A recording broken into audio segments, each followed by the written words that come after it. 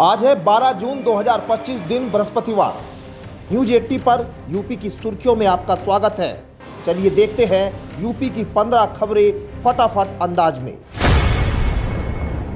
उत्तर प्रदेश में 75 जनपदों में दोपहर बाद जनपद स्तरीय सम्मान समारोह आयोजित किए जाएंगे, जिसमें 1508 मेधावी छात्रों, 758 हाई स्कूल, 750 इंटरमीडिएट को 21,000 रुपये, टेबलेट, प्रशस्ति पत्र और मेडल देकर सम्मानित किया जाएगा। राज्य स्तर पर यूपी बोर्ड, सीबीएसई, आईसीएसई और संस्कृत शिक्षा परिषद के 166 छात्र सम्मानित होंगे। साथ ही 68वीं राष्ट्रीय विद्यालय खेल प्रतियोगिता के स्वर्ण पदक विजेता खिलाड़ियों को भी मुख्यमंत्री विद्यालय खेल पुरस्कार से नवाजा जाएगा। कार्यक्रम में संस्कृत शिक्षा से जुड़े भवनों का शिलान्यास और ड्रीम लैब की स्थापना के लिए एमओयू पर हस्ताक्षर होंगे। उत्तर प्रदेश सरकार ने धान की खेती करने वाले किसानों की खरीफ सीजन में 30 से 50% तक की सब्सिडी देने का ऐलान किया है।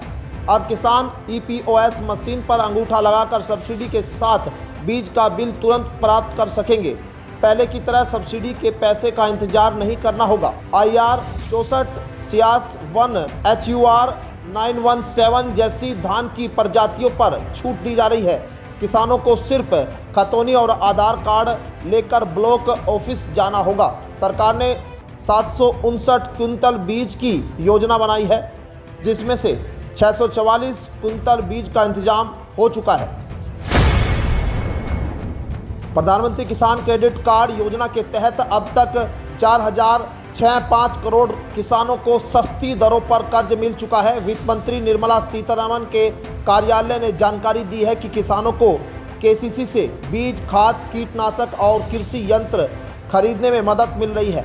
यह योजना छोटे और मध्यम किसानों के लिए वरदान साबित हो रही है, जो पहले सूदखोरों के चुंगल में फंस जाते थे। केसीसी से खेती के दौरान नकदी की समस्या दूर होती है और किसान सीधे बैंक से जुड़कर जरूरत के अनुसार कर्ज पा रहे हैं, जिससे उनकी आमदनी बढ़ रही है।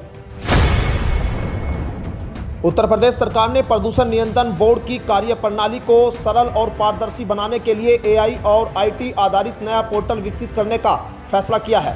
इस पोर्टल के जरिए औद्योगिक इकाइयां स्वयं अनुपालन रिपोर्ट अपलोड कर सकेगी और समय पर जमा करने के लिए अलर्ट मिलेगा। निरीक्षण के तुरंत बाद रिपोर्ट अपलोड होगी और AI तकनीक से जुड़ी जांच की जाएगी। इससे पर्यावरण प्रबंधक, औद्योगिक अनुपालन और जन जागरूकता को बढ़ावा मिलेगा। सरकार का यह कदम तकनीकी नवाचार के लिए पारदर्शिता और जवाबदेही लाने की दिशा में एक बड़ा प्रयास माना जा रहा है। उत्तर प्रदेश सरकार की शादी अनुदान योजना के तहत गरीब परिवारों की बेटियों की शादी के लिए 20,000 की आर्थिक सहायता दी जा रही है।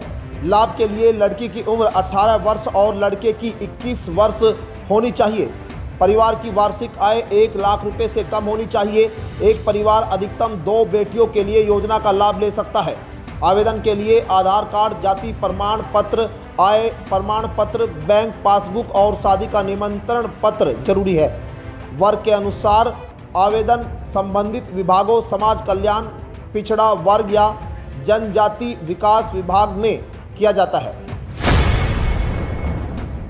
कानपुर के GSVS मेडिकल कॉलेज के LLR अस्पताल में 100 बेड का अत्याधुनिक ICU ब्लॉक बन रहा है, जिससे गंभीर मरीजों को अब ICU के लिए भटकना नहीं पड़ेगा।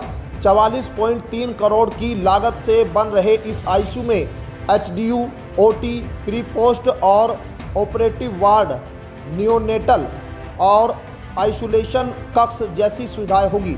इसका निर्माण कार्य शुरू हो चुका है और 2026 के अंत तक पूरा होने की उम्मीद है। इस सुविधा से कानपुर समेत आसपास के जिलों के हजारों मरीजों को राहत मिलेगी। यह ICU सुपर स्पेशलिस्ट ब्लॉक और नए सर्जरी विभाग से भी जुड़ा होगा। गोरखपुर में CM ग्रिड योजना के तहत गोलघर क्षेत्र में चेन्नई की तर्ज पर स्मार्ट सड़कें बनाई जाएगी। 53.68 करोड़ रुपए की लागत से बनने वाली इन सड़कों में पैदल यात्रियों और साइकिल चालकों के लिए अलग लेन, फुटपाथ, बेंच, भूमिगत डक्ट, गैस व जल पाइपलाइन की सुविधाएं होगी। पहली सड़क शास्त्री चौक से टाउन हॉल तक, दूसरी सिवाय होटल से गणेश चौक तक और तीसरी कचहरी से काली मंदिर तक बनेगी। निर्माण 11 महीने में पूरा होगा और यातायात के लिए अस्थायी डाइवर्जन लागू रहेगा। यह प्रोजेक्ट शहर की यातायात व्यवस्था को स्मार्ट और सुविधाजनक बनाएगा। ग्रेटर नोएडा के यमुना अथॉरिटी क्षेत्र के किसानों को 18 जून को होने वाली 85वीं बोर्ड बैठक में बड़ी राहत मिल सकती है। बैठक में आबादी शिफ्टिंग से जुड़े 88 और बैकलीज के 289 प्रस्तावों पर निर्णय लिया जाएगा। वर्षों से अटकी शिफ्टिंग नीति अब मूर्त रूप ले सकती है। इसके अलावा आवंटियों को दंडात्मक ब्याज से राहत देने के लिए एक मुश्त समाधान योजना की फिर से लागू किया जा सकता है। इस योजना का लाभ सभी श्रेणियों के आवंटियों को मिलेगा। किसानों को लंबे समय से चली आ रही समस्याओं से अब मुक्ति मिलने की उम्मीद है। उत्तर प्रदेश में अशासकीय सहायता प्राप्त कॉलेजों में असिस्टेंट प्रोफेसर के पदों पर भर्ती के लिए आवेदन की अंतिम तिथि बढ़ाकर 21 जून 2025 कर दी गई है। यूपी शिक्षा सेवा चयन आयोग ने पात्रता में बदलाव करते हुए भाषा की जगह मानविकी विषय को मान्य किया है। अभ्यर्थियों को 55% अंकों के साथ संबंधित विषय में पोस्ट ग्रेजुएट और एमएड एमए होना चाहिए। यूजीसी नेट या पीएचडी अनिवार्य है। सामान्य ओबीसी वर्ग के लिए आवेदन शुल्क 2000 रुपये और एससी एसटी के लिए 1000 रुपये रखा गया है। आवेदन आयोग की वेबसाइट पर किए जा सकते हैं। मुरादाबाद में कोरोना के 3 नए केस मिले हैं, जिनमें एक महिला डॉक्टर, युवक और 1 वर्षीय बच्चा शामिल है। सभी की रिपोर्ट पॉजिटिव पाई है।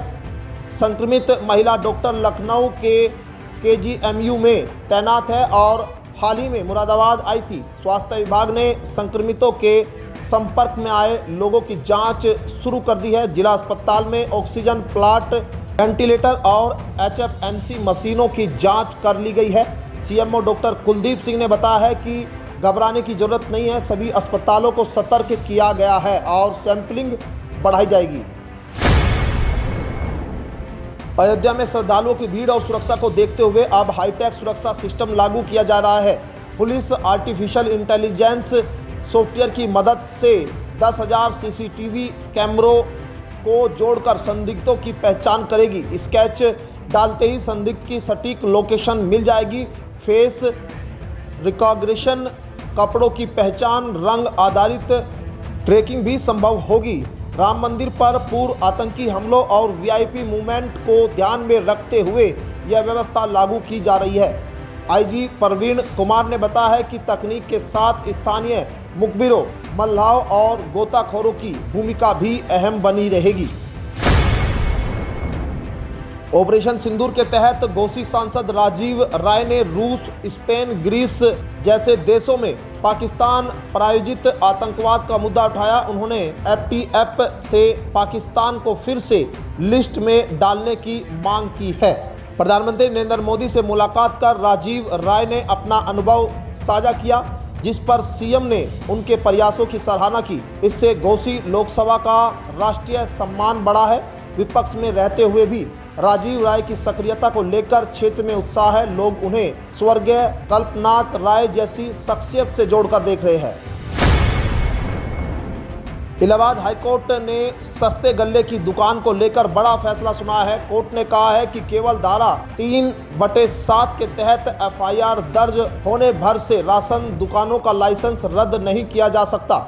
मेरठ, आगरा, मुरादाबाद समेत कई जिलों की याचिकाओं पर सुनवाई करते हुए कोर्ट ने कहा है कि बिना जांच और सुनवाई का मौका दिए कार्रवाई गलत है। अदालत ने सभी आदेशों को रद्द करते हुए दुकानों को बहाल करने का निर्देश दिया है। कोर्ट ने साफ किया है कि जांच जरूरी है, केवल FIR आधार नहीं हो सकती। उन्नाव सांसद साक्षी महाराज ने अखिलेश यादव के PDA वाले सियासी ऑफर पर तीखा जवाब दिया है। उन्होंने कहा है कि जैसे मछली बिना पानी के तड़पती है, वैसे ही अखिलेश सत्ता के बिना तड़प रहे हैं। उन्होंने परिवारवाद पर निशाना साधते हुए कहा कि मोदी योगी की सरकार 140 करोड़ जनता के लिए काम कर रही है, न कि परिवार के लिए। साक्षी ने कहा कि जब जनता कहेगी तब हम अपनी कार्यशैली पर विचार करेंगे। अखिलेश ने हाल ही में लोधी समाज को लेकर दिए साक्षी के बयान पर पीडीए से जुड़ने का ऑफर दिया था। उत्तर प्रदेश में 12 जून से भीषण गर्मी से राहत के संकेत है। मौसम विभाग ने पूर्वांचल में गरज चमक के साथ हल्की से मध्यम बारिश की संभावना जताई है। हालांकि पश्चिमी यूपी और बुंदेलखंड में लू चलने और तापमान सामान्य से अधिक रहने की चेतावनी दी गई है। वहीं दिल्ली में गुरुवार को अधिकतम तापमान 45 डिग्री सेल्सियस तक पहुंच सकता है। तेज हवाएं, धूल भरी आंधी और हीटवेव जैसी हालात बन सकते हैं। प्रशासन ने लोगों से धूप में बाहर न निकलने, पानी पीने और हल्के कपड़े पहनने की अपील की है। तो ये थी आज की 15 फटाफट खबरें। अगर आपको वीडियो पसंद आया तो वीडियो को लाइक, शेयर व कमेंट जरूर करें। धन्यवाद।